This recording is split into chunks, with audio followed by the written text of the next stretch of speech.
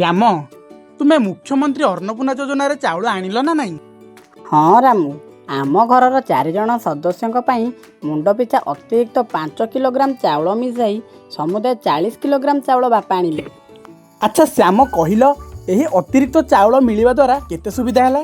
ସାଙ୍ଗ, ସତ କହିବାକୁ ଗଲେ ଆଗରୁ ମିଳୁଥିବା ଚାଉଳ ଆମର ମାସେ ବି ଯାଉନଥିଲା, କିନ୍ତୁ ଏଥର ଅତିରିକ୍ତ ଚାଉଳ ମିଳିବାରୁ ଆଉ ଅସୁବିଧା ହେବ ନାହିଁ। ଶ୍ୟାମ, ଆମ ପରିବାର କଥା ବି ଠିକ୍ ସେମିତି। ଏହି ଅତିରିକ୍ତ ଚାଉଳ ମିଳିବା ଦ୍ୱାରା ଆମର ଆଉ ବାପାଙ୍କର ଚିନ୍ତା ନାହିଁ କହିଲେ ଚଳେ। ଜାଣିଛ ରାମୁ, ବାପା କହୁଥିଲେ ଏହି ଚାଉଳ କେବଳ ଆମକୁ ମିଳୁନାହିଁ, ବରଂ ଓଡ଼ିଶାର 1 କୋଟିରୁ ଅଧିକ ପରିବାର ଓ 3 କୋଟିରୁ ଅଧିକ ହିତାଧିକାରୀ ଏହାଦ୍ୱାରା ଉପକୃତ ହେଉଛନ୍ତି। ତାହେଲେ ଆଉ ଡେରି କାହିଁକି? ଆପଣ ବି ଯଦି ମୁଖ୍ୟମନ୍ତ୍ରୀ ଅନ୍ନପୂର୍ଣ୍ଣା ଯୋଜନାରେ ଚାଉଳ ଆଣିନାହାନ୍ତି, ତେବେ ଏବେ ହିଁ ଯାଇ ଚାଉଳ ଆଣନ୍ତୁ।